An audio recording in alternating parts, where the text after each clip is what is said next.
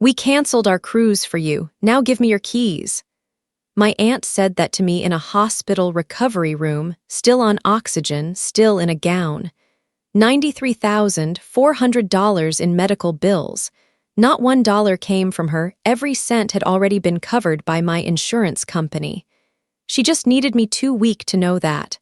I didn't argue. I pulled the keys off the bedside table and placed them in her palm, without a word. 20 minutes later, my insurance agent walked through that door holding a check, $93,400, made out to me. My aunt's hand went still. He looked at the keys already inside her purse. Then he said 4 words to the security guard standing in the doorway. What happened in the next 40 minutes ended 3 relationships in that room and opened a fraud case my aunt still can't close. Before I go on, take a moment to like and subscribe, but only if this story speaks to you. Drop your location and local time in the comments. Now let me take you back to the night my aunt called my mother and said she won't even remember what she signed. It started with a sound I didn't recognize. My own voice, but distant, underwater, coming from somewhere outside my body. Then the lights. Ceiling tiles rushing past. Someone saying, "Stay with us," like they were already losing me. I don't remember the car accident. I don't remember the ambulance. I remember waking up in a hospital room with my left arm in a sling, my ribs wrapped tight, and a tube in my nose that made every breath taste like plastic. The clock on the wall said 3:47 a.m. I'd been out for 14 hours. My mother was in the corner chair, asleep with her coat still on. She looked smaller than I remembered, curled into herself the way she always did when things got bad. When she was waiting for someone else to tell her what to feel, the door opened, not a nurse, my Aunt Patricia. She moved like she owned the room, she always moved like that. 62 years old, dyed auburn hair, the kind of perfume that announces itself 3 seconds before the person wearing it. She didn't look at my face first. She looked at the monitors, the IV bag, the chart at the foot of my bed, taking inventory. "She's awake," Patricia said, not to me, to my mother like I was furniture.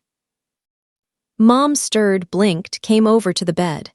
Her hand found mine, cold and trembling. "Honey, you're okay, you're going to be okay." Patricia was already at my purse, the brown leather bag they'd hung on the back of the door. She unzipped it without asking, rifled through with the efficiency of someone who'd done this before. "Patricia, maybe we should," my mother started. "She needs her documents, Diane. I'm just safeguarding things." Safeguarding, that word. I was too groggy to understand what was wrong with it, but I felt it in my chest. A wrongness I couldn't name yet. Patricia pulled out my wallet, my phone, my car registration. She held up the title to my SUV, the 2021 Lexus I'd paid off last spring, 3 years early, every penny from my own account. She looked at it the way you'd look at a winning lottery ticket. "She won't even remember what she signed," Patricia said. She didn't whisper it. She said it at normal volume, like I wasn't lying 3 feet away with my eyes open. "The morphine's still in her system. Best to handle the paperwork now before she gets difficult." My mother's hand tightened on mine. I felt her fingers dig in, then release. She looked at me, then at Patricia, then back at me. Her chin trembled. She opened her mouth. Nothing came out. That was the first time I understood my mother's silence wasn't peaceful. It was a choice. A daily, practiced choice to let Patricia take what she wanted rather than risk a scene. I tried to speak. My throat felt packed with cotton, with glass. The words wouldn't shape themselves. I watched Patricia slide my car title into her own purse, not back into mine, and I couldn't make my hand move to stop her. "Get some rest, sweetie," Patricia said, finally looking at me. She smiled. It reached every part of her face except her eyes. "Your auntie's taking care of everything." She left. The door clicked shut. My mother sat back down in her chair, pulled her coat tighter, and closed her eyes. She didn't cry. She'd learned long ago that crying in front of Patricia only made things worse. I lay there in the dark, counting my own heartbeats on the monitor, wondering why I couldn't remember signing anything and why that felt like a threat. I spent 3 days in that hospital room drifting in and out of consciousness. Nurses came and went. Doctors explained things about my spleen, my ribs, my concussion. I nodded when I was supposed to nod, signed forms I couldn't focus on, ate Jell-O that tasted like nothing. Patricia visited twice. Both times she brought the same performance. The second visit, she arrived with a folder. Manila envelope, labeled with my name in her handwriting, that tight, aggressive cursive she'd perfected in decades of office work. She settled into the chair my mother usually occupied, crossed her legs, and opened with a sigh that sounded rehearsed. "I need to tell you something, and you're not going to like it." I was sitting up that day. The oxygen tube was gone, replaced by a nasal cannula that hissed softly against my upper lip. My head still felt wrapped in wool, but I could follow a conversation. I could remember what was said for more than 5 minutes. "The medical bills," Patricia continued. $93,400. The hospital needs payment before they'll discharge you. The number didn't land right away. It was too large, too abstract. I thought of my savings account, $12,400 built over 6 years of skipping vacations and packing lunches. I thought of my mortgage, my car payment history, the zero balance I'd finally achieved. "How?" My voice cracked. I swallowed, tried again. "How is that possible? I have insurance."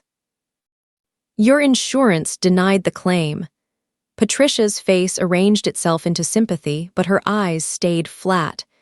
"Pre-existing condition," they said. "Something in your records from 3 years ago. They're not covering a cent." She let that sit, watched me process it. I felt the room tilt, and it wasn't the medication. "Your mother and I," Patricia continued, "we've been talking. We want to help, but we're not wealthy people, Delia. We had to make sacrifices." She reached into her purse, her own purse again, not mine, and pulled out a brochure. Glossy paper, palm trees, turquoise water, a cruise ship the size of a city. Frank and I were supposed to leave Saturday, our 40th anniversary, Mediterranean, 12 days. She ran her thumb along the edge of the brochure. "We canceled. Got a partial refund, put it toward your bills, but it's not enough. It's never enough with these hospitals." I looked at the brochure, then at her face. Something didn't fit. The timing, the numbers, the way she was watching me too carefully. But I was exhausted. My ribs ached with every breath. The thought of $93,000 felt like another weight pressing down on my chest, and I didn't have the strength to lift it. "Why would you do that?" I asked. "Because you're family." Patricia leaned forward, took my hand. Her palm was dry and warm, slightly calloused from decades of typing. "Because when someone you love is drowning, you don't ask what they did to fall in. You throw them a rope." She made it sound beautiful. She always made it sound beautiful. I thought of every time she'd helped someone in the family, my cousin's wedding she'd organized that left the bride in debt for 2 years, my uncle's investment opportunity that dissolved his retirement savings. The rope always came with interest. The rope always tied you to her. "I don't know how to repay you," I said. Patricia's thumb stroked the back of my hand. "We'll figure something out, get some rest. We'll talk tomorrow when you're stronger." She left the brochure on my bedside table. I stared at that turquoise water until my mother arrived, and I told her what Patricia had said. My mother sat on the edge of my bed. She wouldn't meet my eyes. She canceled their cruise. She showed me the brochure. Mom's hands twisted in her lap. Patricia said the insurance wouldn't. She stopped. Started again. "Your aunt's been very generous, Delia. We can't forget that. Whatever she asks, we need to be grateful." "She hasn't asked anything yet." My mother finally looked at me. Her eyes were red-rimmed, exhausted, and something else, something I'd seen my whole life and never named until that moment. Fear, not of Patricia's anger, of Patricia's disappointment. of being cut off from the family system that Patricia controlled. "She will," my mother said quietly. "She always does." That night, I couldn't sleep. I stared at the ceiling tiles, counting the holes, trying to do math that wouldn't work. $93,000. My entire net worth was maybe $40,000, house equity included. Even if I liquidated everything, I'd still owe more than I could pay. And Patricia had already canceled her cruise, already made her sacrifice, already positioned herself as the savior I could never fully repay. I didn't know yet that the cruise was never canceled, that the insurance denial was a lie. That Patricia had been planning this since the ambulance brought me in. I only knew that when I closed my eyes, I saw her thumb running along that brochure's edge, and I felt the rope tightening around my ankle. Patricia came back on day 5. I was stronger then, still weak, still wincing when I moved wrong, but my mind had cleared enough to hold a thought for more than a minute. I'd spent the morning asking nurses about my insurance, about billing, about when someone from the hospital's financial office might visit. They all gave me the same answer. "Someone will be by to discuss your account." No one came. Patricia arrived at 2 p.m., right after my physical therapy session. She was wearing her serious outfit, navy blazer, pearl earrings, the leather briefcase she used for important family business. She didn't bring flowers or magazines. She brought paperwork. "How are you feeling, sweetie?" "Better," I said. "I asked about my insurance. No one's been able to explain the denial." Her smile flickered just for a second. "These things take time, bureaucracy. Meanwhile, the hospital wants a payment plan secured before discharge." She opened her briefcase. "I've drawn up something to protect everyone." She handed me 2 documents. The first was a promissory note, $93,400, due in full within 18 months, with 7% interest accruing monthly. The second was a vehicle transfer form, my Lexus, signed over to Patricia Townsend as collateral against medical debt and familial assistance rendered. I read them twice. My hands started shaking, and I couldn't tell if it was from the concussion or the realization of what she was doing. "You want my car." "I want to help you keep your car." Patricia's voice dropped into the register she used for church announcements, warm, authoritative, slightly disappointed. "Without collateral, the hospital will put a lien on it anyway. This way, it stays in the family. You keep driving it. We just hold the title until you're back on your feet. And if I can't pay in 18 months, she sighed, then we discuss options. But Delia, you need to be realistic. With your injuries, you won't be working full-time for months." The physical therapy alone, she pulled out a third paper, a cost estimate. $340 per session, 3 times weekly, 16 weeks minimum. That's another $16,000 your insurance won't cover. I looked at the numbers. They seemed designed to overwhelm, to make the car transfer feel like the only reasonable choice. I thought of my savings again, my emergency fund that wouldn't cover even 2 months of this.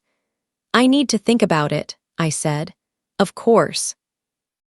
Patricia gathered her papers but left the vehicle transfer form on my tray table. "But sweetie, the hospital wants an answer by tomorrow. Discharge planning won't wait." She left. I lay there staring at that form, at the blank line where my signature would go, and I felt something I hadn't felt in years.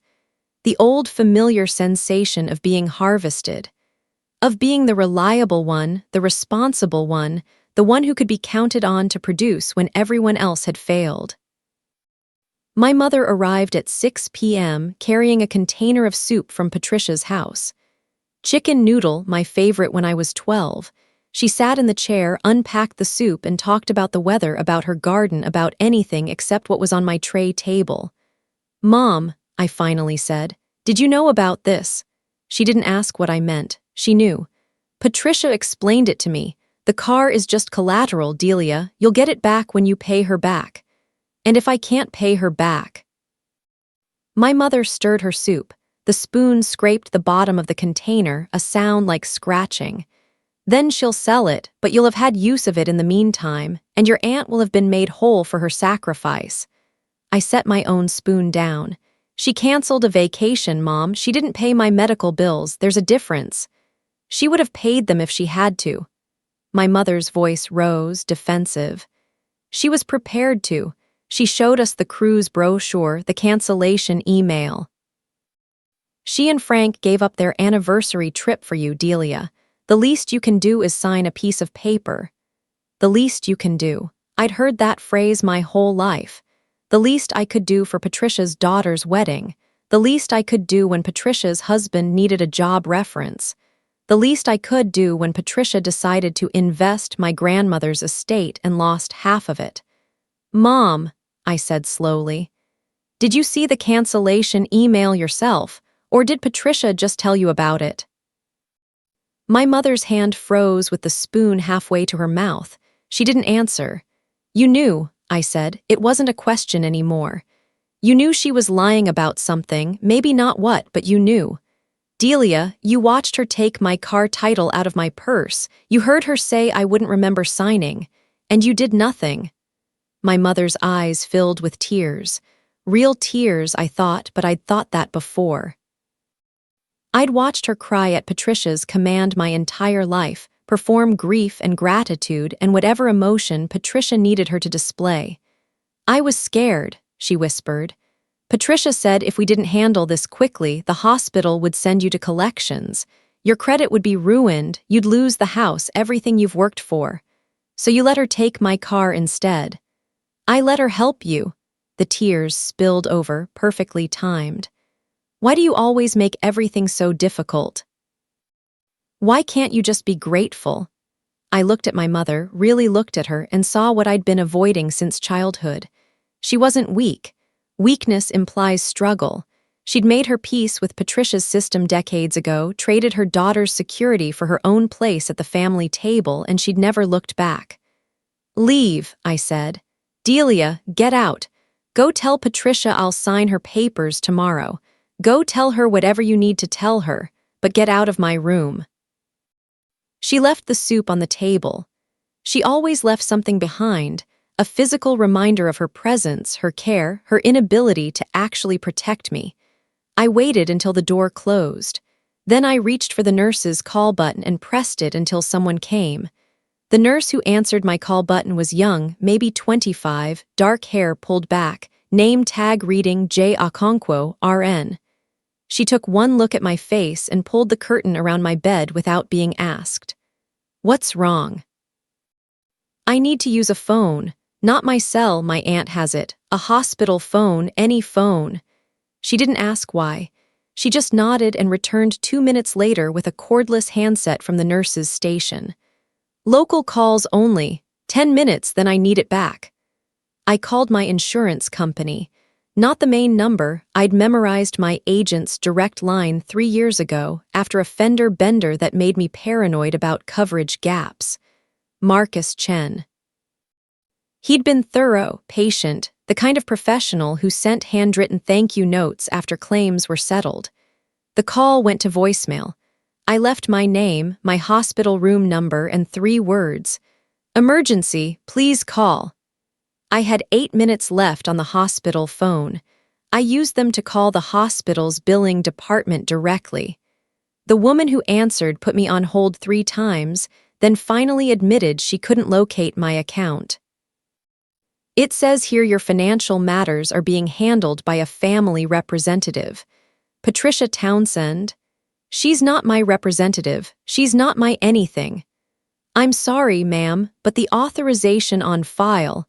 I hung up, returned the phone to Nurse Okonkwo, lay back against my pillows and stared at the ceiling until my vision blurred.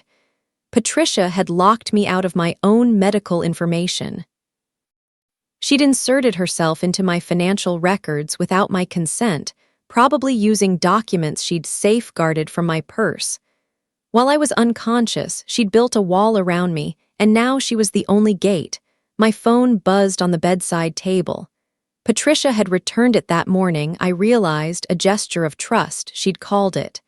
So you can stay connected with family. But she'd kept the SIM card, replaced it with a new one, her name on the account. She controlled the billing now. She controlled the access. The screen showed a text from my cousin Denise, Patricia's daughter, 41 years old, living in her mother's guest house, working a job Patricia had arranged through a friend of a friend. I opened the message. "You ungrateful BTCH. Mom canceled her anniversary cruise for you and you won't even sign a paper. Do you know how hard she's crying right now? How could you do this to family?" I scrolled up. There were 12 more messages I'd missed, all from numbers I recognized: my Aunt Linda, my Uncle Frank's sister, 2 cousins I'd seen at Christmas. A group text Patricia had orchestrated, feeding them her version of events. Delia's refusing to pay back her medical debt. She's threatening to sue Patricia for helping her. She called the cops on her own mother. None of it was true. All of it was spreading. My phone rang. Denise again. I answered because I wanted to hear it directly.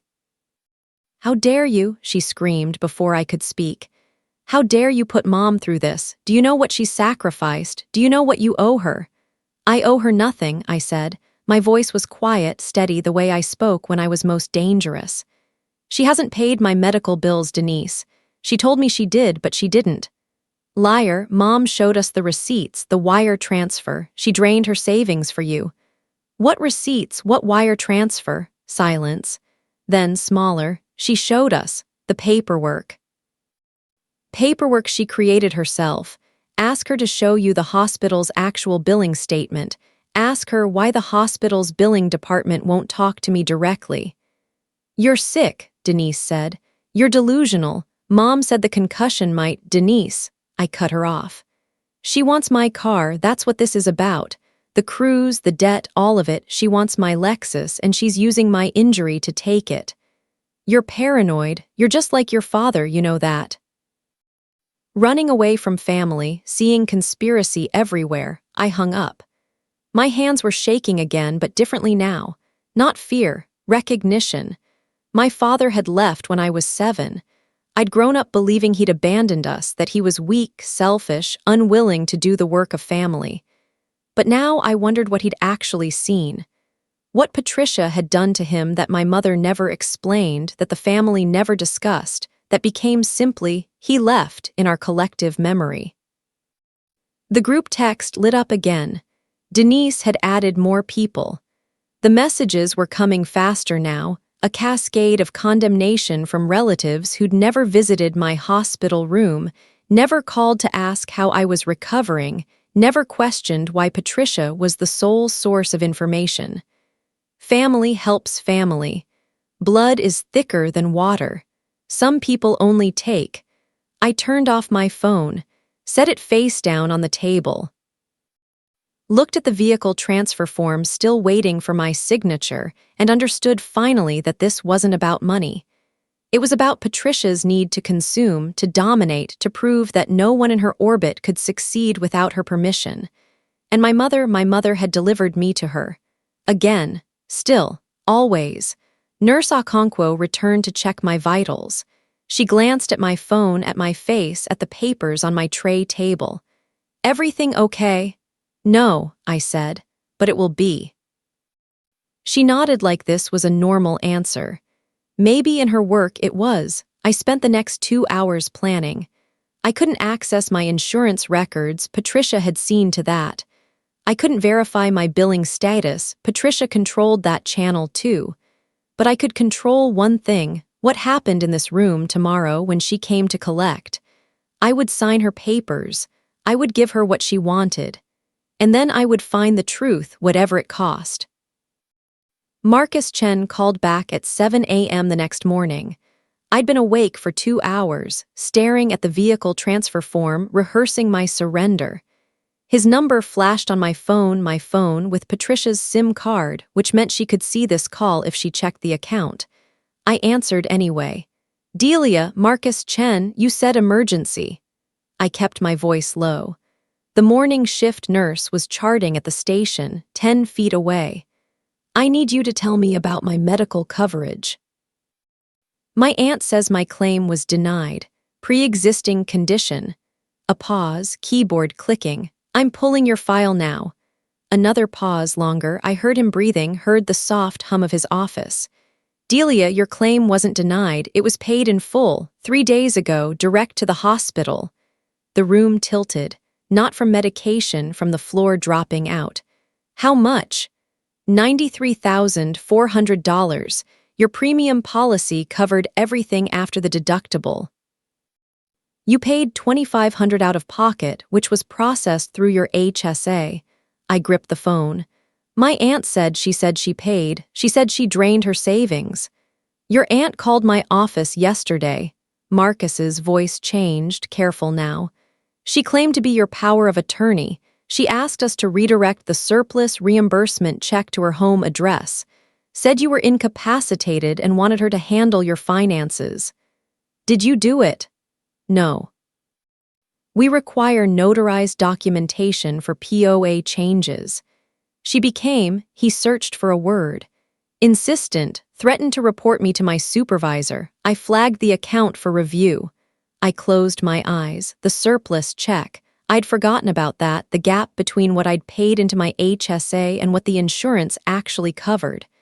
Thousands of dollars, maybe tens of thousands, that should come back to me. How much is the surplus?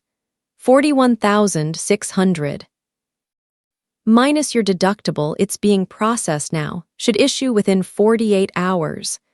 $41,000, and Patricia had tried to intercept it, while telling me I owed her $93,000, while demanding my car as collateral for a debt that didn't exist. Marcus, my voice shook. I need you to come here, to the hospital. I need you to tell me this in person with documentation where she can't intercept it. Delia, I'm 2 hours away. I have client meetings. Please. I hadn't said that word to anyone in years. Hadn't needed to. She's taking my car today. She's making me sign papers saying I owe her money she never spent.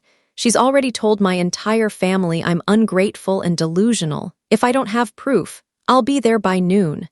He said it without hesitation. But I need you to do something first. Don't sign anything. Don't acknowledge any debt. Can you do that? She'll pressure me. My mother will. Can you do that? I looked at the vehicle transfer form on my tray table, at the blank line waiting for my signature, at the pen Patricia had left, heavy and silver like a weapon dressed up as an instrument. Yes, I said. One more thing. Marcus's voice dropped. She called again this morning. Different number, same request. This time she said you'd authorize the change verbally, that we should expedite given your condition. She mentioned specific amounts, Delia. Your HSA balance, your mortgage payment, your checking account numbers. She has information she shouldn't have. My purse. She'd gone through everything while I was unconscious, while my mother watched and cried and did nothing. How did she get my account numbers? I don't know, but I'm bringing our fraud investigator, and I'm calling hospital security before I arrive. You are not to be alone with this woman. He hung up. I sat with the phone in my lap, counting my breaths, counting the lies Patricia had told, counting the years my mother had chosen Patricia's comfort over my safety. At 8:30, my mother arrived. Alone, which meant Patricia was preparing her final approach. Mom looked smaller than ever, gray-faced, carrying another container of soup I didn't want. Patricia's coming at 10, she said. She needs your decision, Delia. The hospital's threatening to send you to a facility if you can't demonstrate financial responsibility. Which facility? I don't, Patricia didn't say. Because there is no facility, Mom, because my bills are paid, because Patricia's been lying to both of us. My mother's hand stopped unwrapping the soup. You talked to someone. You weren't supposed to. Patricia said the insurance company would confuse you, that they'd say anything to avoid paying. I talked to my agent. He confirmed payment.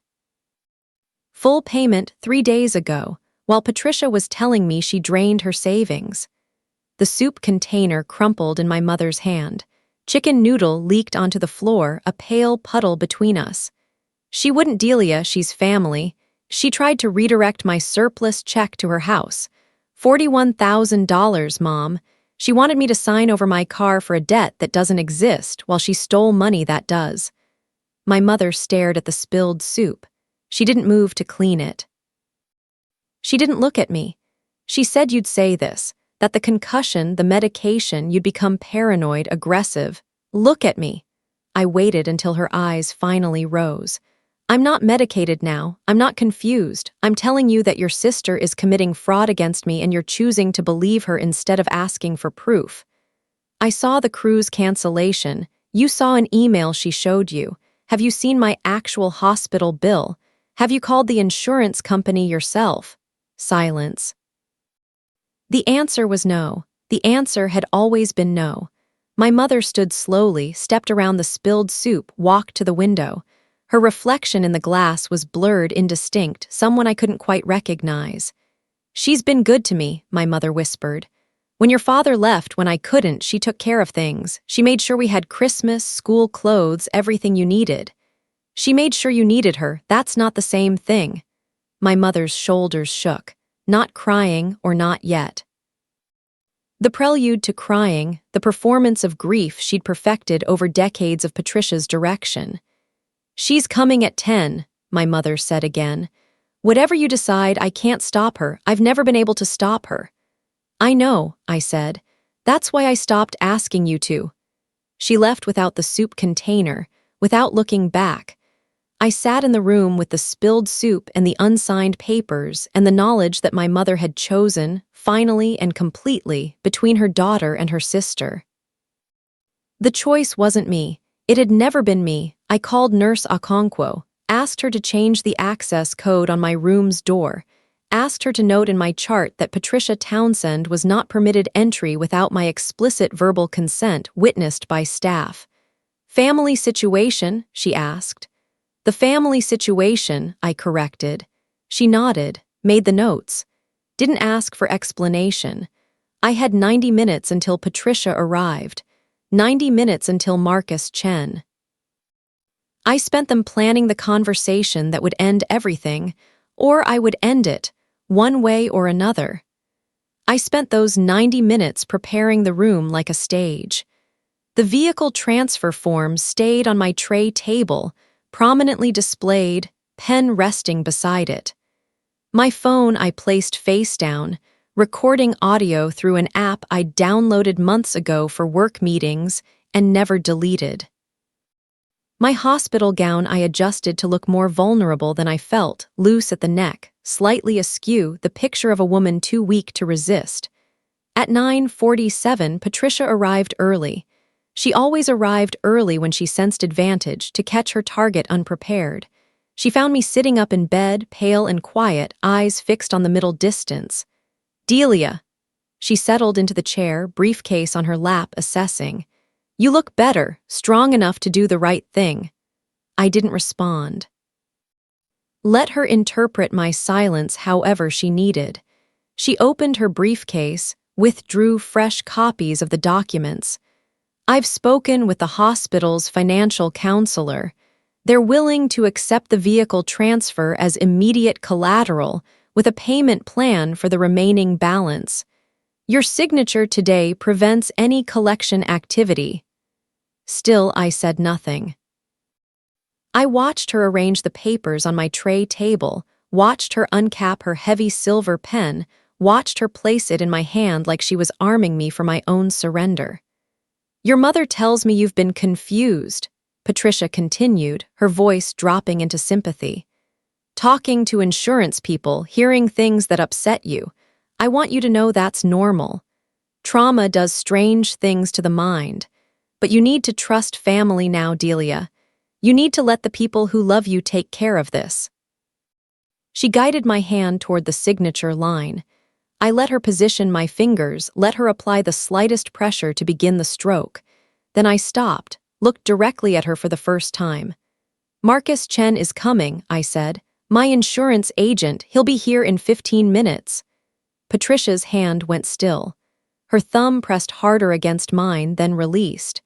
That's not necessary. This is a family matter. He's bringing documentation, proof of payment. My claim was never denied, Patricia. You know that? You've known since Tuesday. Her face didn't change. I'd watched her lie my entire life, and I'd never seen the moment of transition, the decision to deceive, the commitment to the story. It happened somewhere beneath the surface, in a place I couldn't reach. You're confused, she said again, but her voice had tightened. The insurance company will tell you anything to avoid responsibility. I've seen the actual bills, Delia. I've paid actual money. Show me. What? Show me the bills, the receipts. The wire transfer confirmation. You told my entire family you drained your savings, canceled your cruise, sacrificed your anniversary. Show me proof. Patricia stood. She walked to the window, her back to me, and I saw her shoulders rise and fall with 3 deliberate breaths. When she turned, she'd recomposed herself, found her next approach. I don't keep paper records of family kindness, she said. I don't invoice for love. But if you need to humiliate me, to interrogate my generosity, I need to know why you tried to redirect my surplus check to your house. The words landed. I saw it, the micro-flinch, the rapid blink, the calculation of how much I knew and where I'd learned it. That's a misunderstanding.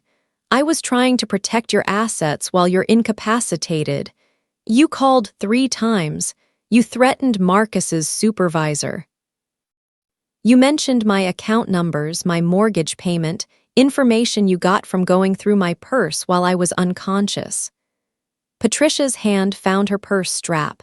She gripped it the way she'd gripped my hand moments before, positioning, controlling. Your mother gave me that information. She was worried, she wanted me to help. Leave my mother out of this. We stared at each other. The room had shifted, the power rearranging itself, and Patricia could feel it. I saw her inventorying her options: tears, outrage, retreat, denial. She'd used them all before in endless combination. The door opened. Nurse Okonkwo, checking vitals, but her eyes found mine, gave the smallest nod. Marcus Chen had arrived. He was waiting in the hall with hospital security as we'd arranged. Everything all right in here? The nurse asked. Fine, Patricia said, too quickly. Private family business. I need to check Ms. Townsend's blood pressure. The nurse moved between us, deliberately positioning herself where Patricia couldn't reach my documents. Perhaps you could step out for a moment. Patricia didn't move. We're in the middle of something important. It'll just be a minute. The nurse's voice was pleasant, immovable. Hospital policy. Patricia gathered her purse, her briefcase, her array of controlled disappointment. At the door, she turned back to me. This isn't over, Delia. You need me. You need family. When that insurance man fills your head with lies, when you're alone in this room with bills you can't pay. I'll manage, I said. She left. The nurse finished her pretend examination, leaned close enough to whisper. Your visitor's in the consultation room down the hall, security's with him, and there's a man outside your door now, plain clothes, says he's with insurance fraud. I exhaled for what felt like the first time in days. Thank you. Don't thank me yet. The nurse straightened, professional again. Your aunt's in the waiting area. She's calling people. I heard your name, some yelling. Let her call. Let her spin her story to whoever would listen. In 40 minutes, I'd have documentation she couldn't dispute, witnesses she couldn't intimidate, a foundation she couldn't tear down. I reached for my phone, stopped the recording, saved it to cloud storage in 3 locations. Then I texted Marcus the code word we'd established, ready. His reply came immediately, bringing the check, see you soon. I lay back against my pillows and waited for the door to open on whatever came next. Marcus Chen entered first, compact, professional, carrying a leather portfolio that looked older than he was. Behind him, a woman in a navy blazer with an insurance company badge clipped to her lapel. Behind her, 2 men I didn't recognize, one in hospital security uniform, one in street clothes who flashed a badge too quickly for me to read the agency. Patricia must have seen them pass the waiting area. She arrived 30 seconds later, my mother trailing behind her like a shadow she couldn't shake. "What is this?" Patricia's voice carried the full performance, confusion, concern, the wounded matriarch confronting inexplicable hostility. "Delia, who are these people?" Marcus ignored her. He approached my bed, extended his hand, introduced himself with the formality of a deposition. "Ms. Townsend, I'm Marcus Chen, your insurance agent. I have documentation regarding your claim." He opened his portfolio, pulled out a statement printed on company letterhead, the payment confirmation, the EOB with every charge itemized. He laid them on my tray table one by one, each document a brick in the wall I was building. "Your medical expenses totaled $93,400. Your premium policy covered $90,900. Your HSA deductible was $2,500. The hospital received payment in full on October 14th, 3 days ago." I picked up the documents, let my hands shake slightly, let my eyes move slowly across the numbers, let Patricia see me absorbing the proof of her lie. "There's also this." Marcus produced a final paper. "Authorization request form submitted yesterday, attempting to redirect your surplus reimbursement to an address in your aunt's name. Our fraud team flagged it." Patricia laughed. The sound was wrong, too high, too quick, a valve releasing pressure. "This is absurd. Delia asked me to handle her finances. She was medicated, confused, she didn't know what she was saying. I have audio," I said quietly. The room went still. Even my mother, hovering near the door, stopped her nervous shifting. "From this morning," I continued, "you explaining the payment plan, the vehicle collateral, the debt I supposedly owe you." I looked at the security guard, at the man with the badge. "I have 12 minutes of recording. She mentions specific amounts, specific threats. She references information she obtained by going through my personal belongings without consent." The man in street clothes stepped forward. "Ms. Townsend, I'm Detective Harlow, Financial Crimes Unit. I'd like to hear that recording." "Of course." I unlocked my phone, pulled up the file, handed it over. Patricia moved fast. She crossed to my bedside, reached for the phone, her fingers brushing Detective Harlow's arm. "This is a family misunderstanding. My niece is traumatized. She's been saying things that don't make sense. Step back, ma'am." The security guard moved between us. Not aggressive, simply present, immovable. Patricia retreated. Her eyes found my mother, silent appeal, command performance. "Diane, tell them. Tell them Delia authorized this, that she wanted my help, that she's confused." My mother looked at me. I saw her inventorying what she'd witnessed, what she'd ignored, what she could still claim to believe. The silence stretched. Patricia's breathing grew audible. "Diane, I don't know," my mother whispered. "I don't know what's true anymore." It was the most honest thing she'd said in decades. It was also, finally, completely useless. Detective Harlow listened to my recording through earbuds, his expression unreadable. The insurance investigator, the woman in navy, examined Patricia's authorization request form, comparing signatures, noting discrepancies. Marcus stood beside my bed, a physical presence, a professional witness who couldn't be dismissed as family or confused. "This doesn't prove anything," Patricia said. Her voice had changed, stripped of its warmth, its maternal concern. "A niece grateful for help, a family trying to protect assets during a crisis. You told me you paid $93,000, I said. You told me you canceled your cruise. You told me I owed you my car as collateral. I was trying to help you. You were trying to steal from me." I sat up straighter, let the hospital gown fall open slightly at the neck, let them all see the bruising still visible from my seat belt. While I was injured, while I was vulnerable. While my mother watched and cried and did nothing to stop you. Patricia's mouth opened, closed. For the first time in my memory, she had no next move prepared. The documents on my tray table, the recording in the detective's hand, the witnesses in this room, she'd built her scheme for a solitary victim, not for an audience.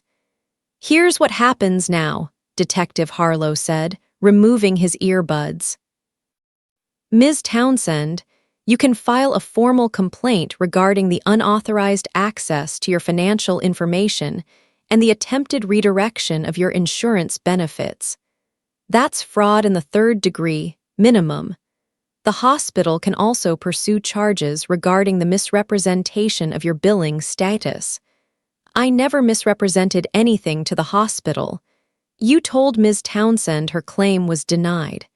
You told her she owed $93,000. You interfered with her ability to verify her actual financial obligations." He turned to me. "Ma'am, do you want to press charges?"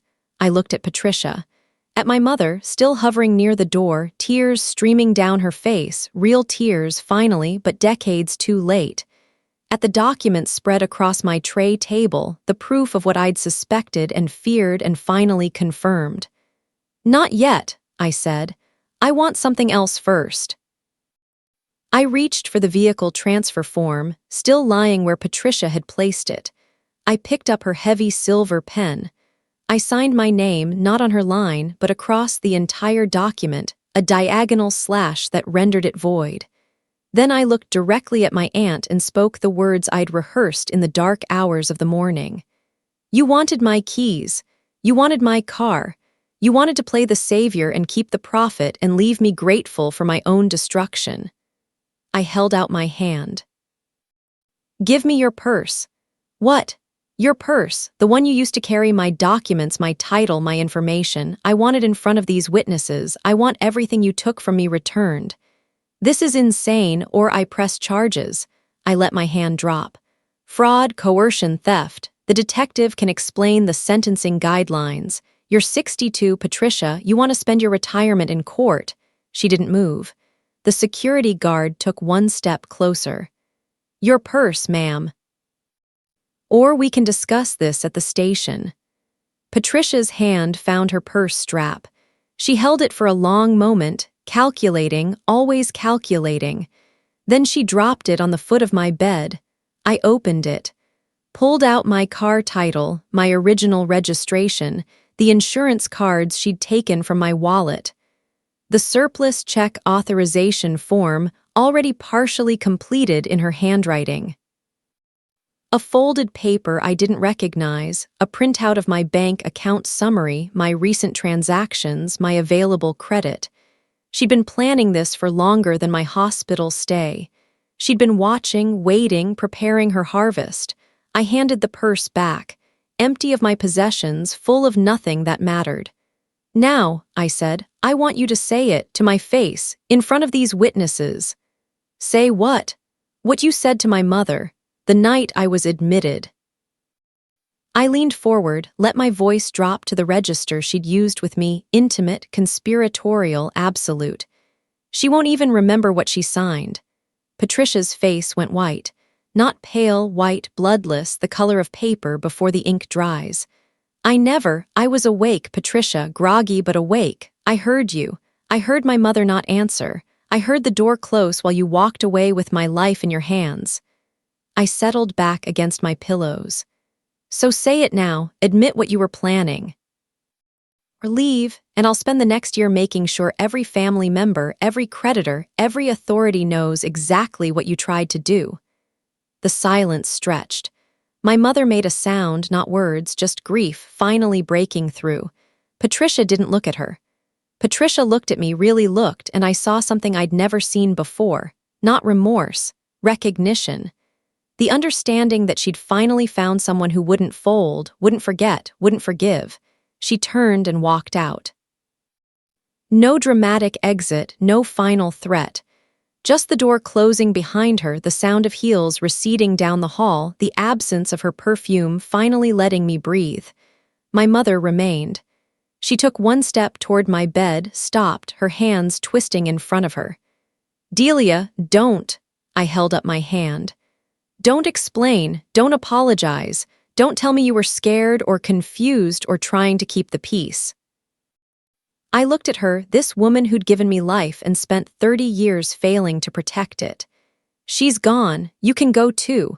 Please, I didn't know, I didn't understand. You didn't want to understand, that's different. I turned to Marcus, to the detective, to the professionals who'd arrived when my family failed. I need a moment with my insurance agent. Alone. My mother stood in the doorway for a long moment. Then she followed her sister into the hallway, and I didn't watch her go. Marcus waited until the door closed. Then he reached into his portfolio one final time. "The surplus check," he said. $41,600 made out to you. I brought it personally because he glanced at the door. I didn't trust the mail, not with your aunt's authorization request on file. I took the check, held it in both hands, this paper proof that I'd been right, that I'd survived, that I hadn't imagined the danger. "Thank you," I said. "Thank yourself." Marcus packed his documents, prepared to leave. "You called, you asked questions, you didn't sign." He paused at the door. "Most people in your situation sign, they trust family, they don't verify. You're the exception, Ms. Townsend. I hope you know that's rare." I looked at the check. At my car title returned. At the recording still on my phone, the documentation spread across my tray table. "I know," I said. "That's why I learned to stop being rare. I learned to be prepared." After they left, I lay in the quiet room and counted what remained. 3 relationships ended: my aunt, my mother, my cousin Denise, who'd chosen her side in the group text and wouldn't walk it back. 1 fraud case opened, Detective Harlow's card tucked in my bedside drawer. 1 surplus check, more money than I'd ever held at once, waiting to rebuild whatever came next. And 1 text message arriving as I watched the ceiling. My mother finally attempting words, "I'm sorry." I didn't know how to be different. I read it 3 times.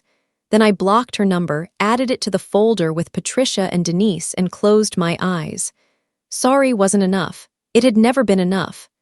The only currency that mattered now was action, and my family had spent decades proving they wouldn't spend it.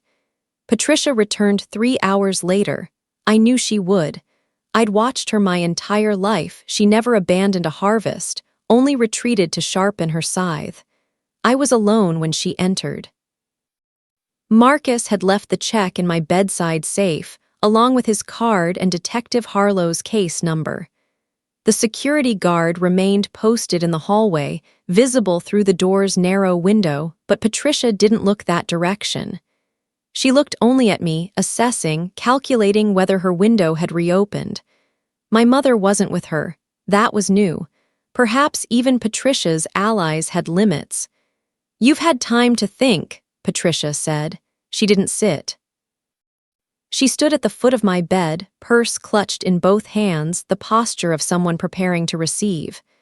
"Time to realize what you're throwing away. Family, security, people who actually care whether you live or die." I let my eyes drift, unfocused. Let my hand tremble slightly on the blanket, played the victim she'd prepared me to be. "The insurance man confused me," I whispered. "So many numbers, I don't know what's true anymore." Patricia's shoulders dropped half an inch, relief, victory, the predator sensing wounded prey. She moved to my bedside, close enough that her perfume overwhelmed the hospital's antiseptic smell. "That's why you need family, Delia, people who'll protect you from vultures." She sat in the chair, opened her purse, withdrew fresh copies of the vehicle transfer form. "Sign this. Let me handle the complications. You focus on healing." I looked at the form. At the pen she placed in my hand. At the keys on my bedside table, my car keys, the spare set she'd returned with my documents, now arranged where she could see them. "Your mother told me about the recording," Patricia continued, her voice dropping to intimacy. "The things you said when you were medicated. I understand, sweetie.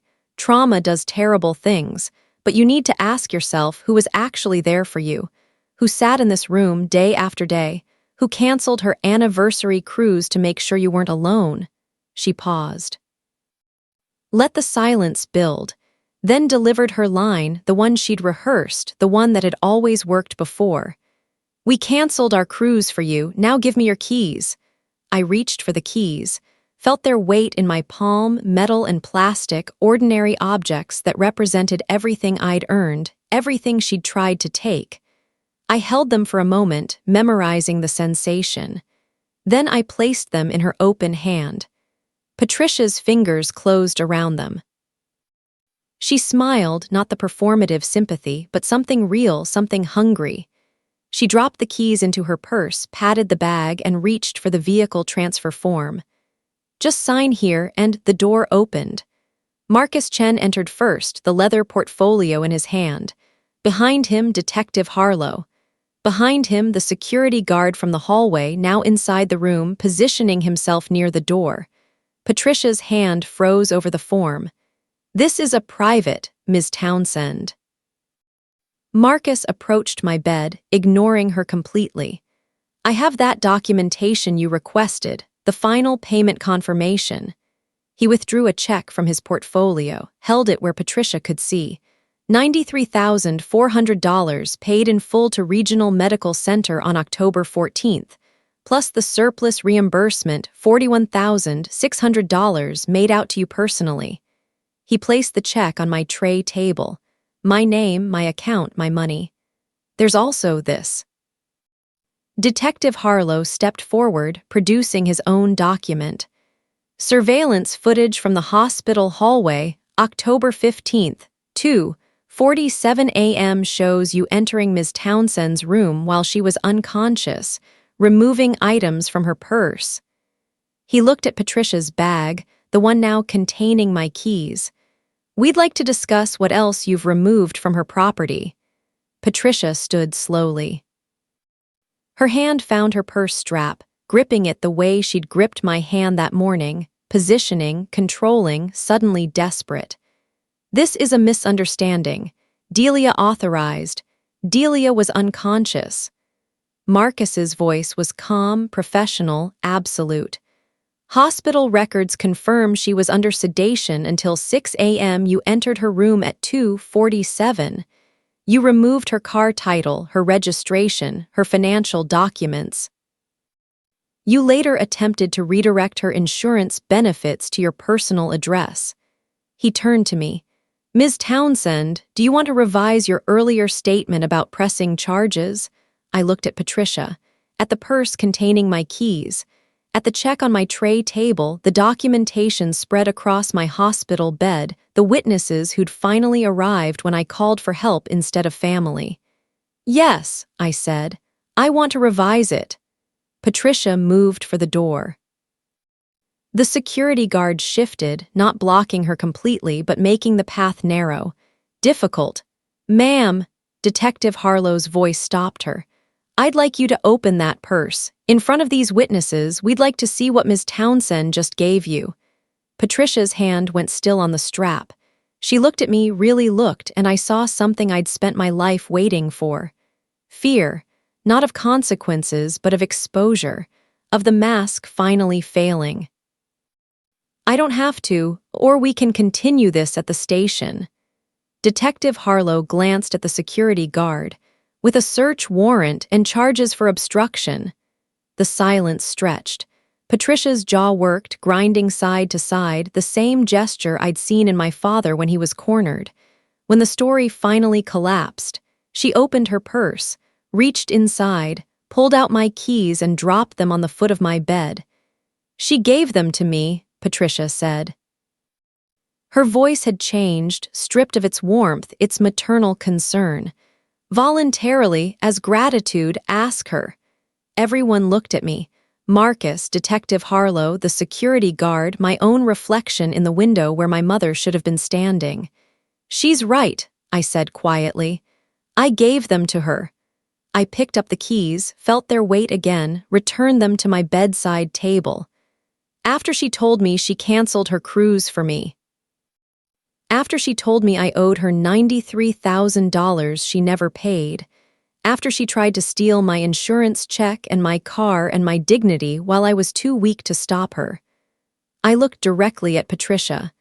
I gave her the keys because I wanted her to take them, because I wanted proof of what she was, and now I have it.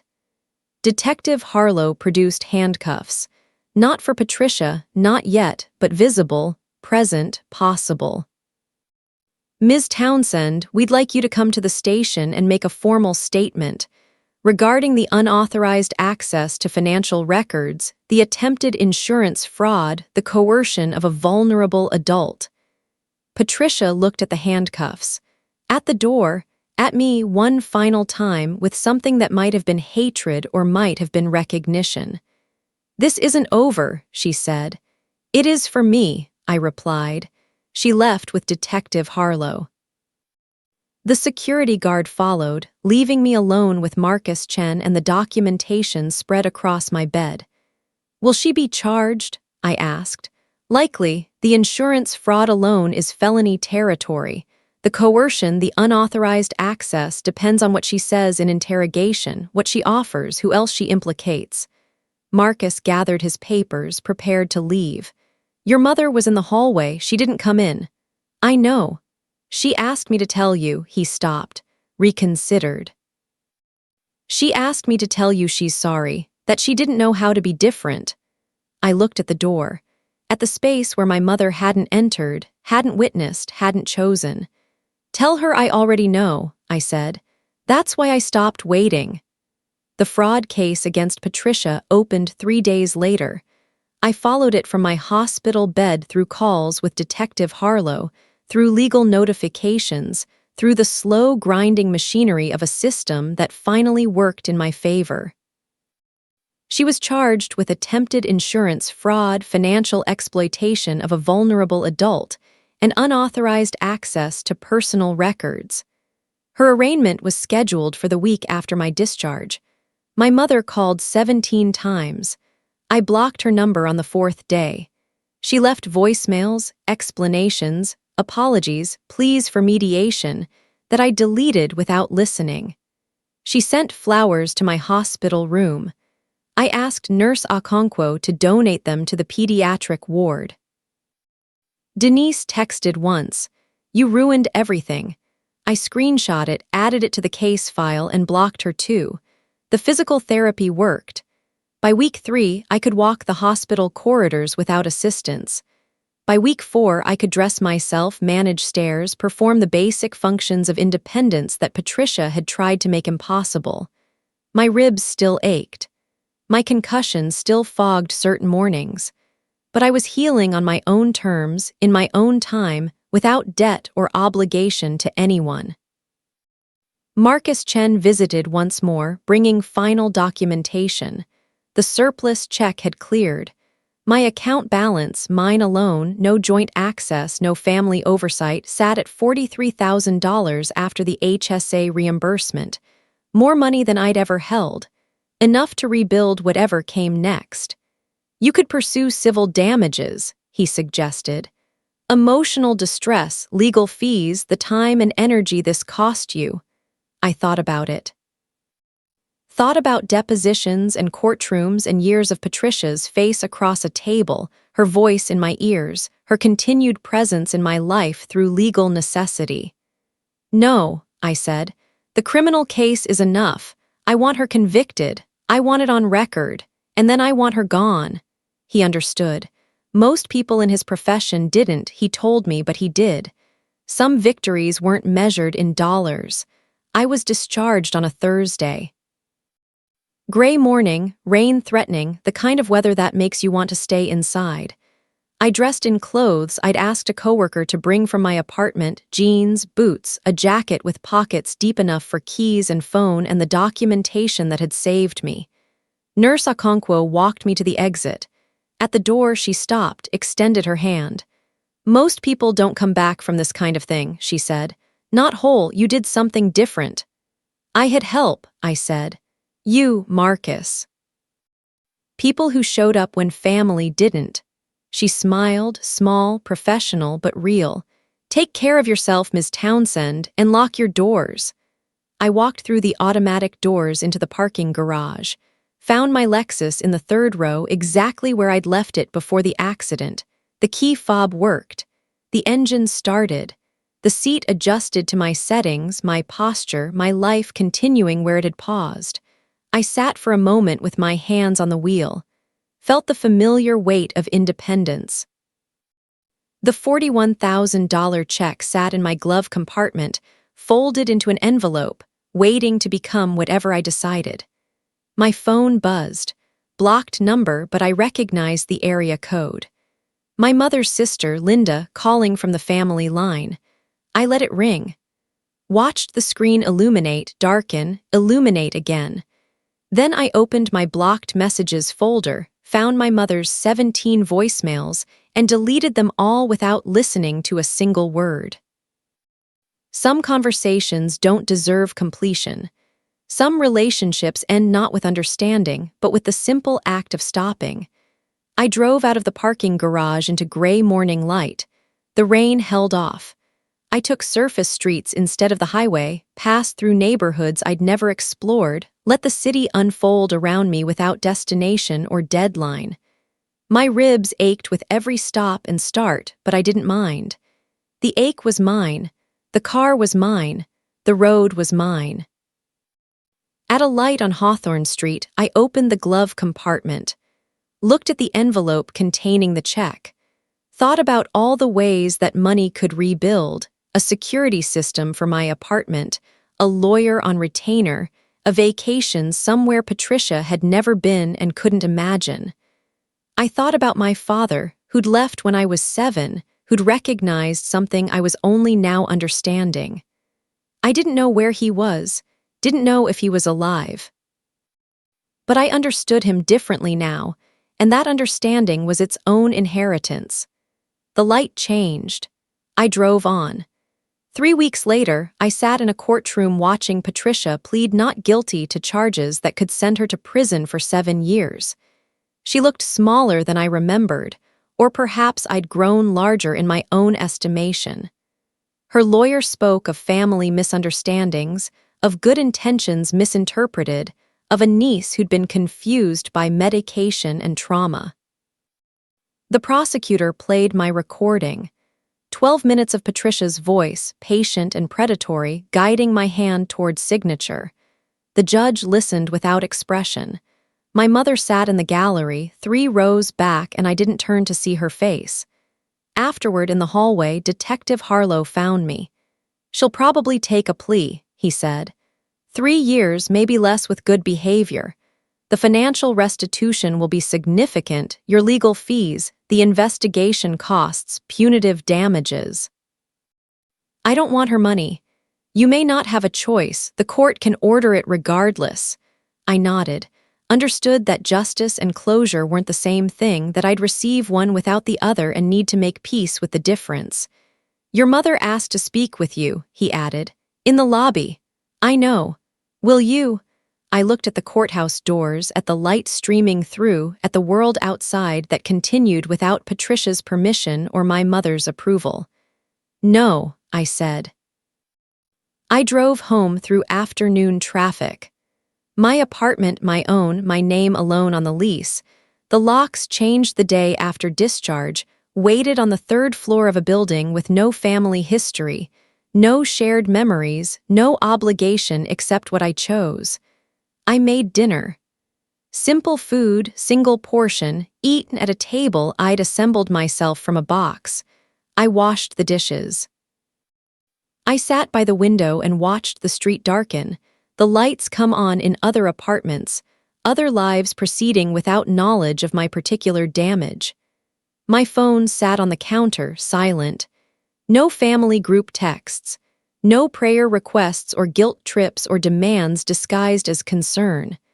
I'd rebuilt my contact list to 23 names, colleagues, neighbors, Marcus Chen, Nurse Okonkwo, a therapist I'd found through my insurance.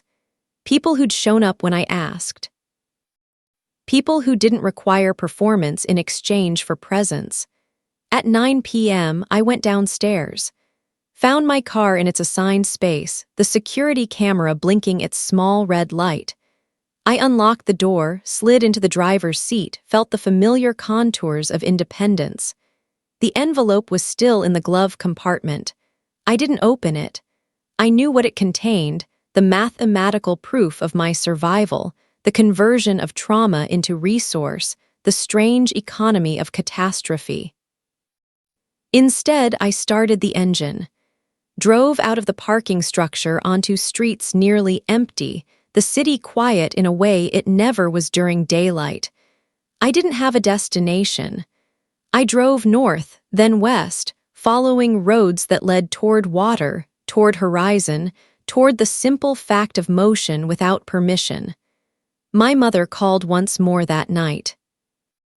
I saw her name on the screen, the number I hadn't blocked because some part of me still waited, still hoped for transformation, for the conversation that would finally make her choose me. I let it ring, watched the screen until it darkened.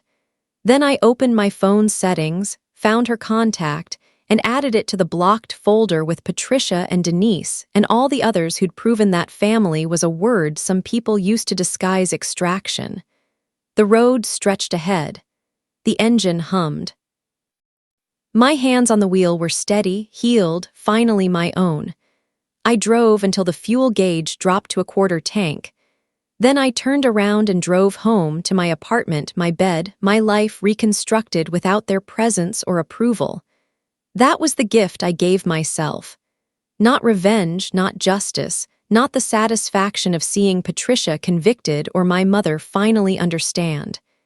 The gift was simpler, harder, more durable, the recognition that I could stop.